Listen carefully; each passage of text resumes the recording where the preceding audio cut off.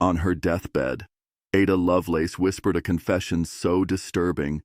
Her husband rose from his chair, walked away from her, and never returned. But Ada Lovelace never stood a chance at an ordinary life. Not as the daughter of Lord Byron, the scandal-scarred poet whose name alone could stir a crowd into gossip. He was the Regency era's rock star, cloaked in affairs, addiction, and rebellion. Ada Lovelace, born on December 10, 1815, was his only legitimate child. Her mother, Annabella Milbank, couldn't have been more different. If Byron was fire, she was ice, stiff, brilliant in mathematics, and fiercely moral. Byron mocked her with a name that was half insult, half admiration, the Princess of Parallelograms. Within a month of Ada Lovelace's birth, their marriage imploded. Byron fled England, pursued by scandal and debt, and would never see his daughter again.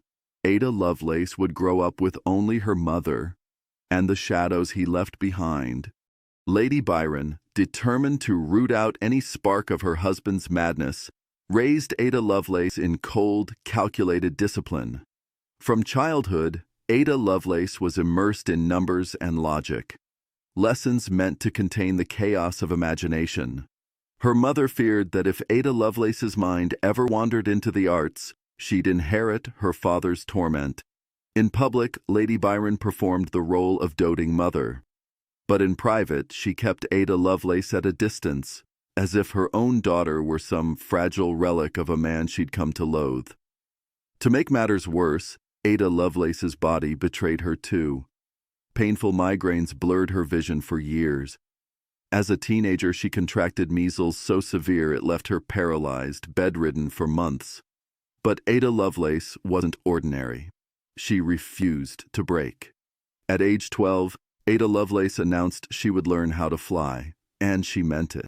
She studied birds with scientific obsession, examined the structure of wings, and experimented with paper, feathers, silk, anything that might help her take to the skies. She compiled her research in a bound volume she called Flyology. Even then, her mind moved differently, bridging imagination and mechanics with a kind of eerie precision. But her wild streak couldn't be tamed. As a teenager, Ada Lovelace began a secret affair with her tutor. They plotted to elope. She believed love would free her, but when she arrived at his family's door, they recognized her immediately, not as a love-struck girl, but as the infamous daughter of Lord Byron.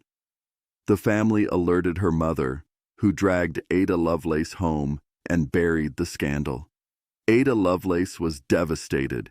She had no way of knowing that her life was about to change forever. Not all tutors broke her heart. Some became companions. One of the most important was the brilliant Mary Somerville, one of the few female scientists of her day. It was Mary who introduced Ada Lovelace to a man named Charles Babbage at a lavish party in 1833. He was older, worn, unimpressive to most, unemployed, surviving on inheritance and lectures. But when he spoke of his mechanical inventions, Ada Lovelace didn't see a tired man. She saw a visionary. That night he spoke of the difference engine, a mechanical device that could compute complex equations. Where others nodded politely, Ada Lovelace leaned in, her eyes gleaming. She understood him. She wasn't yet 18, he was in his 40s. They couldn't have looked more mismatched. But Babbage saw it. This young woman had a mind like lightning. He invited her to see the difference engine himself. She did, and she became obsessed. Ada Lovelace visited him often. They debated logic, machines, and the future of mathematics. He called her the enchantress of numbers. Together they formed a bond that would outlast the conventions of Victorian society. But even as her mind soared, London's high society beckoned. Ada Lovelace was Byron's daughter through and through, a radiant presence in every ballroom. She danced, drank, debated, and drew whispers wherever she went. The press speculated endlessly. Who would tame the tempestuous Ada Lovelace?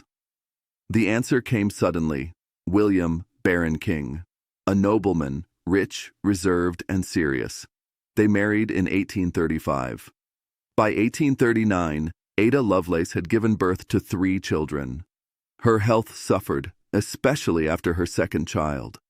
But her name, Lovelace, was resurrected through her husband's new title, the Earl of Lovelace.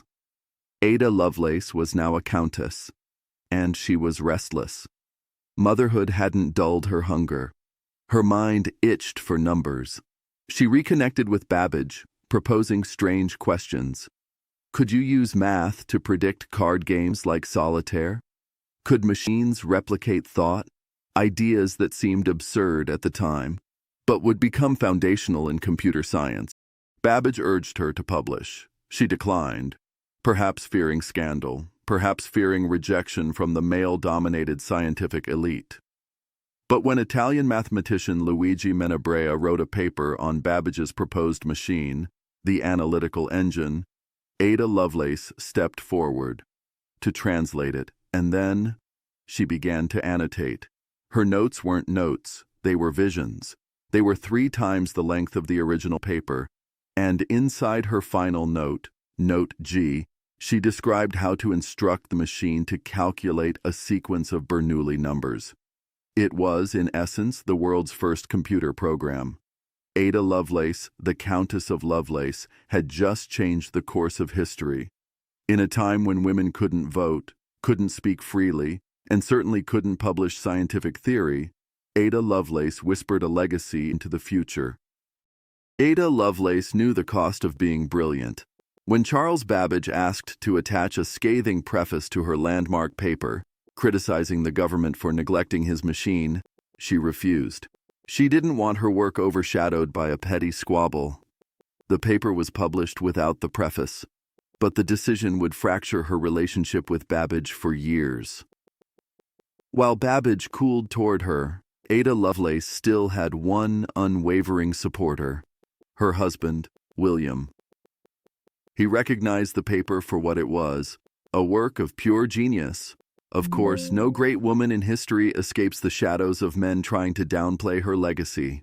Ada Lovelace was no exception. Some historians would later insist it was all Babbage's doing, that she was merely along for the ride. But others knew the truth. Ada Lovelace's vision went far beyond the man she collaborated with.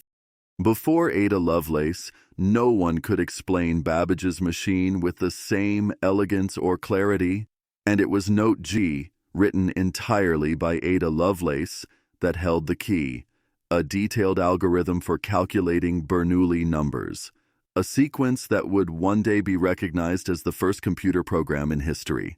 Where Babbage saw a calculator, Ada Lovelace saw something more. She imagined a machine that could compose music, generate art, process language, a mechanical mind capable of more than just numbers. She saw the birth of a new intelligence, long before the world was ready to understand it.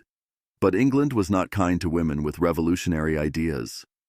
The Royal Society barred her from its library, though her far less talented husband was welcomed freely. Even in brilliance, Ada Lovelace was exiled.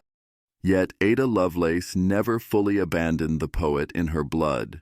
Her writings, while technical, carried a strange beauty, haunting turns of phrase, glimmers of imagination hidden in the math. She made machines sound like dreams, and dreams like something worth building. She also carried her father's appetite for danger. In secret, Ada Lovelace gambled. At first it was casual, almost social, betting on horse races in lavish parlors. But by the 1840s it spiraled. She'd lost over $3,000, roughly $300,000 today. Ever the mathematician, she tried to turn the tide with logic. She devised a complex system, a model she believed would beat the odds, win back her losses, and even outsmart her gambling circle. It failed, spectacularly. Ada Lovelace lost everything, and this time there was no hiding it. For the first time, she was forced to confess everything to William. Her debts, her lies, the double life. He was devastated, and then her body began to fail. Pain returned like an old familiar enemy. She visited physician after physician, chasing answers through opiates and prayer. Nothing helped. The science she worshipped was not ready to save her. By the early 1850s, the truth became impossible to ignore. Ada Lovelace was dying of cancer. The final diagnosis arrived too late for anything but acceptance.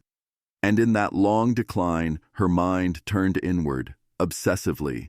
She dreamed of creating a mathematical model for the human brain. A calculus of the nervous system, she called it. A way to describe thought itself. In 1844, she visited the scientist Andrew Cross to learn about his experiments in electricity. She hoped to decode the human spirit with the same precision she'd once given machines. She never finished that final project, but it haunted her until the end. By then, even her children had grown distant. Her oldest son, Byron, joined the Navy and disappeared. Ada Lovelace hoped he'd started a new life in America, but the truth was far sadder. He deserted, found work in a shipyard in England, and died alone at 26. Her daughter, Annabella, fared better, leaving England to breed Arabian horses in the Middle East. Only her youngest, Ralph, remained nearby. He inherited her title and estate, but the emotional distance between Ada Lovelace and her children mirrored her own childhood, one defined by isolation and cold expectations. By 1852, death loomed. Ada Lovelace knew it. In one of her final letters, she wrote, "I begin to understand death, which is going on quietly and gradually every minute, and will never be a thing of one particular moment." Her mother, who had abandoned her emotionally in life, returned in death, overseeing Ada Lovelace's final days with a kind of obsessive control. Ada Lovelace spent her last weeks much like her early ones, alone in a house of rules. Then, on August 30th, something happened. She called William to her bedside. Her voice was weak but steady. What she told him has never been recorded, but it shattered something in him. The next day, William was gone, and he never came back. One theory whispers that Ada Lovelace confessed to infidelity, and if that's true, some suspect the man was John Cross, the son of the scientist she had visited years earlier. John was one of the few people she asked to see as she lay dying. He also agreed to burn their letters after her death, and Ada Lovelace left him all of her father's possessions. Whatever the truth was, it was enough to drive her husband away forever. In the end, Ada Lovelace was left with ghosts. One of her final visitors was Charles Dickens, who sat beside her and read a passage from Dombey and Son at her request. She passed on November 27, 1852, at just 36 years old, the pain finally ending. And then she made one last haunting decision. Despite a lifetime of estrangement, Ada Lovelace requested to be buried beside the father she had never met, Lord Byron. Was it love, or was it one final rebellion against the mother who tried so hard to erase his memory? Her funeral was a small affair. No Charles Babbage, no Lady Byron, no crowd of mourners. But Ada Lovelace's story didn't end in that quiet grave. It would take more than a century before the world fully recognized what she had done, before people could understand the prophetic brilliance of Note G and the mind behind it.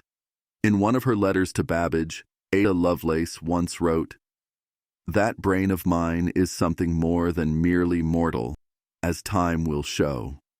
Ada Lovelace died believing her work would one day matter, and she was right. Today, every line of code, every digital heartbeat, every algorithm we trust with our lives traces back, in some invisible way, to her vision. She saw the soul inside the machine before the machine even existed. And though she lived in a world that barely allowed her to speak, she left behind an echo that only grew louder with time. In the silence of her small funeral, the future was already listening.